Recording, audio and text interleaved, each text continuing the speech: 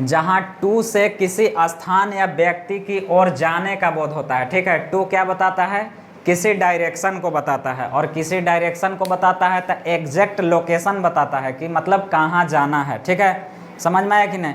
लेकिन वहीं अगर टू वर्ड्स को देखो तो उसके तरफ जाने की बात करेगा, एग्जैक्ट लोकेशन नहीं बात करेगा। ठीक है, ये दोनों में यही डिफरेंस है, टू भी बताता है डायरेक्शन को और टू वर्ड्स भी बताता है डायरेक्शन को ही। लेकिन दोनों में अंतर क्या है कि टू बताता है एग्जैक्ट लोकेशन और टू वर्ड्स बताता है आसपास का लोकेशन। समझ में आया कि नहीं। जैसे यहाँ एग्जाम्पल लिया गया है बहुत सारा, समझ में आएगा। जहाँ टू से किसी स्थान या व्यक्ति की ओर जाने का बोध होता है वहीं फ्रॉम से अलग होने का बोध होता है। तो अभी तक तुम लोग को समझ में आ गया होगा कि टू और टू वर्ड्स का मतलब क्या। टू बताता है एग्जैक्ट लोकेशन या किसी व्यक्ति की ओर जाना या किसी स्थान की ओर जाना। अगर किसी एग्जैक्ट लोकेशन का बात करेगा तो टू, अगर उसके तरफ जाने का बात करेगा तो टू वर्ड्स। अब अगर किसी व्यक्ति से या किसी स्थान से अलग होने का जब बात किया जाएगा तो फ्रॉम। समझ में आया। तो तीन चीज़ों का यूज है, तीनों कहाँ कहाँ यूज हो रहा है, कोई दिक्कत समझ में आ रहा है कि नहीं। टू भी बताता है क्या चीज़, डायरेक्शन, दिशा, लेकिन एग्जैक्ट लोकेशन बताएगा कि जाना कहाँ है। समझ में आया। और टू वर्ड्स जो है एग्जैक्ट लोकेशन नहीं बताएगा, वो आसपास का लोकेशन बताएगा।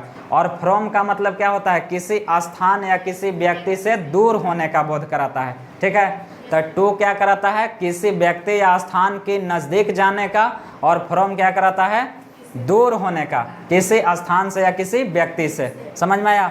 और टू वर्ड्स भी क्या कराता है, किसी स्थान या किसी व्यक्ति की ओर जाने का, लेकिन अब उसी के पास जाने का नहीं, उसके आसपास जाने का। समझ में आया। जैसे यहाँ एग्जाम्पल लिया गया है, ध्यान से सुनो। I am going to school, यानी मैं स्कूल जा रहा हूँ। कहाँ जा रहे हैं, स्कूल। एकदम हमको लोकेशन पता है कि हमको जाना कहाँ है, स्कूल। समझ में आया। We are going to market, तो टू लगाने से पता चलता है कि एग्जैक्ट लोकेशन, हम कहाँ जा रहे हैं, मार्केट, बाजार जा रहे हैं। समझ में आया कि नहीं। Ram is going to Shyam, यानी राम कहाँ जा रहा है, श्याम के पास। समझ में आया कि नहीं। राम कहाँ जा रहा है, श्याम के पास। अब एग्जैक्ट एकदम श्यामे के पास जाइए, श्यामे से मिलने जा रहा है, चाहे जो भी हो। समझा कि नहीं। सी केम फ्रॉम दिल्ली, अब यहाँ फ्रॉम लग गया। तो फ्रॉम किस स्थिति को बताता है, किसी स्थान या व्यक्ति से दूर हटने का।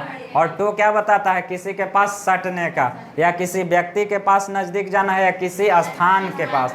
समझा कि नहीं।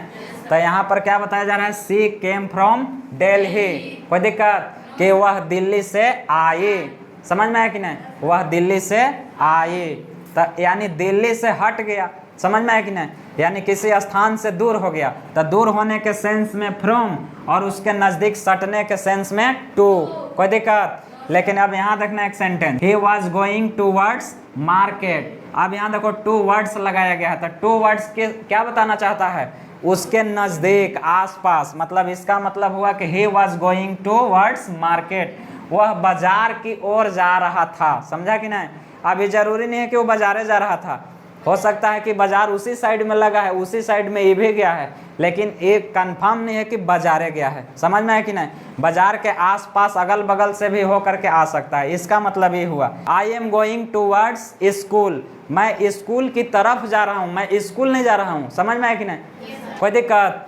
तो अगर किसी लोकेशन के अगल बगल बात किया जाए, एग्जैक्ट ना बात किया जाए, I am going to school और I am going towards school में डिफरेंस समझ में आ गया। I am going to school का मतलब कि मैं स्कूल जा रहा हूँ, एकदम स्कूले में जा रहे हैं। ठीक है। और I am going towards school का मतलब मैंने स्कूल की ओर, स्कूल की तरफ, यानी स्कूल के नज़दीक, आसपास जो भी है, कुछ काम होगा, चाहे जिस भी पर्पज से। समझा कि नहीं। अगर हम एग्जैक्ट लोकेशन पर जा रहे हैं तो टू, और अगर उसके अगल बगल जा रहे हैं तो टू वर्ड्स, और किसी लोकेशन से जुदा हो रहे हैं तो फ्रॉम। कोई दिक्कत। तो तीनों चीज़ का दिक्कत नहीं ना है समझने में। बोलो, अगर दिक्कत होगा तो और एक्सप्लेन किया जाएगा। बोलो, नहीं ना। चलो ठीक।